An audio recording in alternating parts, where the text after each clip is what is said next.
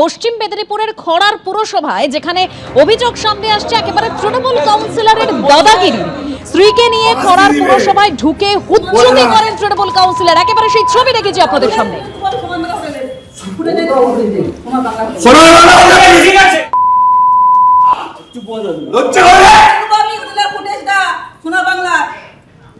এত বড় কথা বলছে, নোংরা মনে জায়গা আছে, আমাকে ধরে রাখছে।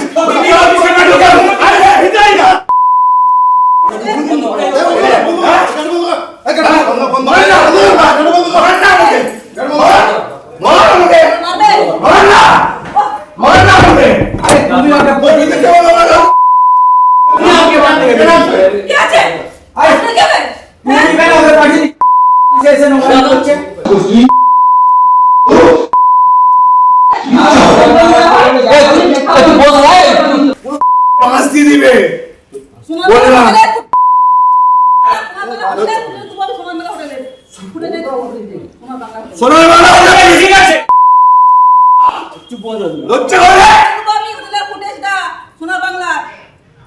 এত বড় কথা বলছে, নোংরা মনে জায়গা আছে, আমাকে ধরে রাখছে।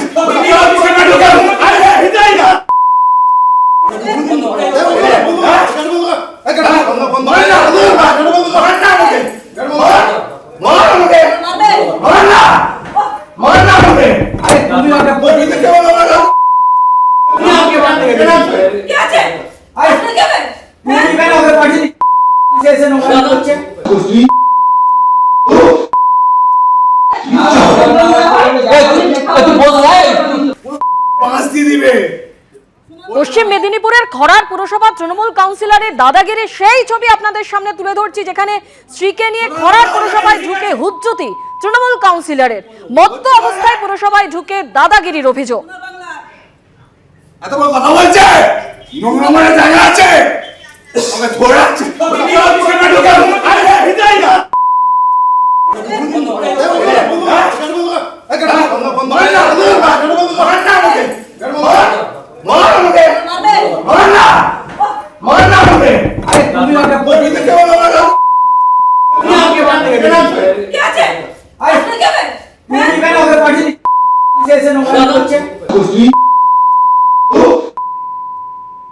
আমাদের সঙ্গে কোনো বিষয় নিয়ে ও আলোচনা কোনোদিন করে, আমার সঙ্গে অন্তত করে।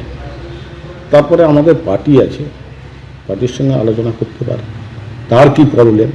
সে আমাদের ছিল না, সে বিজেপির কাউন্সিলর ছিল, আমাদের দলে উপর নেতৃত্বকে ধরে ঢুকেছিল। সে যতদিন কাউন্সিলর আছে, একটা দরকার পড়লে ফোন করলে পাওয়া যায় না, বাড়িতে নেই, কোথায় আছে জানে না। আমরা ওই ওয়ার্ডের কোনো প্রয়োজনে তাকে কোনোদিন পাইনি। আমি মনে করি না ও আমাদের দলের কাউন্সিলর হিসাবে জয়েন করেছে। বিজেপির কাউন্সিলর হয়েছিল ও, আমার মনে হয় ওর বিজেপির সঙ্গেই আতাপ আছে।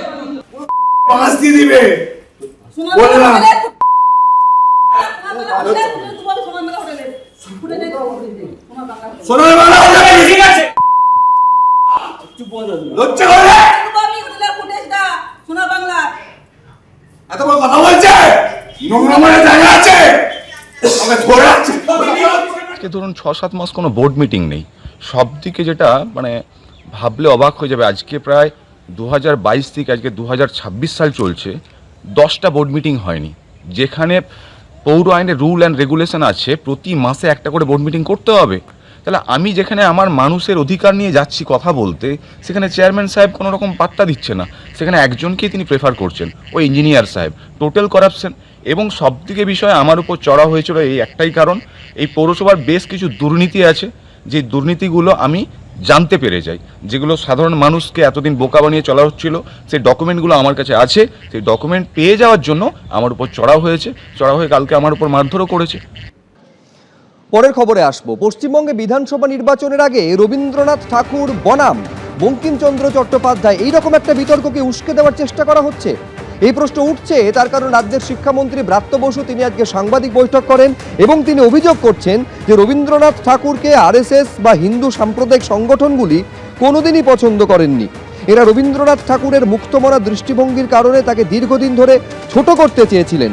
এবার সরকারি নির্দেশের মাধ্যমে রবীন্দ্রনাথ ঠাকুরকে ছোট করা হলো বঙ্কিমচন্দ্র চট্টোপাধ্যায়কে বড় করার নামে।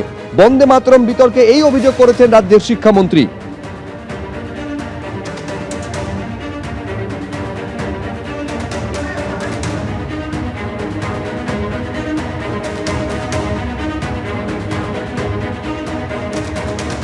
আমরা বঙ্কিমচন্দ্রকে শ্রদ্ধা করি, কিন্তু রবীন্দ্রনাথকে, যে রবীন্দ্রনাথ আমাদের বাঙালি আত্মার সঙ্গে জড়িয়ে আছে, যিনি প্রথম ভারতীয়, যিনি প্রথম নোবেল পুরস্কারে পুরস্কৃত হন, যার সাহিত্য এখনো পৃথিবীর একাধিক দেশে পড়ানো হয়, যিনি এখনো পৃথিবীতে, গোটা পৃথিবী জুড়ে উচ্চবন্দিত, যাকে কোনোদিনই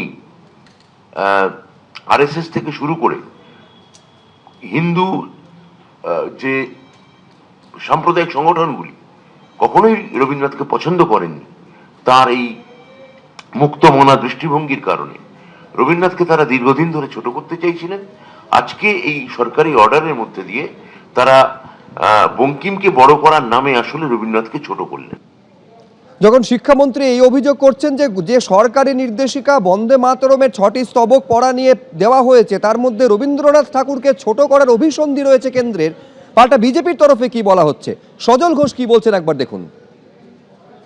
এই নোংরা প্রপাগান্ডা যারা করে, যারা ভাবে রবীন্দ্রনাথের সঙ্গে বঙ্কিমচন্দ্রের লড়াই লাগাবে, হ্যাঁ, এই বলে বাঙালি অস্মিতা ফিরিয়ে আনবে, বাংলার মানুষ না এদের একদিন রাজনৈতিক ভাবে চাবুক পেটা করবে। এরা এত নিচে নেমে গেছে। আরএসএস রবীন্দ্রনাথকে ঘৃণা করতো কোন বইতে ব্রাত্য বসু এটা পড়েছে আমি জানতে চাই। এরা কদিন আগে বঙ্কিমচন্দ্র নিয়ে পড়েছিল, কারণ মুখ ফসকে আমাদের মাননীয় প্রধানমন্ত্রীর মুখ থেকে বঙ্কিম দা শব্দটা বেরিয়ে গেছিল। আর এখন বলছে যে রবীন্দ্রনাথকে পিছিয়ে দেওয়া হচ্ছে, বঙ্কিমচন্দ্র চট্টোপাধ্যায়কে এগিয়ে দেওয়া হচ্ছে। এদের নরকেও জায়গা হবে না। আমি আপনাকে বলছি, এদের বিচার কিন্তু আপনি জানবেন যে সব বিচার আদালতে হবে না, কিছু বিচার এদের গাছতলাতে হবে, পাড়ার ল্যাম্পপোস্টের নিচে হবে, এবং সেটা খুব দুর্ভাগ্যজনক বিচার হবে। আপনারা জানেন যে গতকাল কেন্দ্রীয় স্বরাষ্ট্র মন্ত্রকের তরফে এই বন্দে মাতরম নিয়ে সমস্ত রাজ্য সরকারকে নির্দেশিকা পাঠানো হয়। সেই নির্দেশিকায় স্পষ্ট বলা হয়, জনগণ মনর আগে জাতীয় গান বন্দে মাতরমের সরকারি সংস্করণ গাওয়া বা বাজানো বাধ্যতামূলক। 3 মিনিট 10 সেকেন্ডের মধ্যে শেষ করতে হবে বন্দে মাতরমের প্রথম 6টি স্তবক। যখনই জাতীয় গানের সরকারি সংস্করণ গাওয়া বা বাজানো হবে, উপস্থিত সকলকে দাঁড়াতে হবে।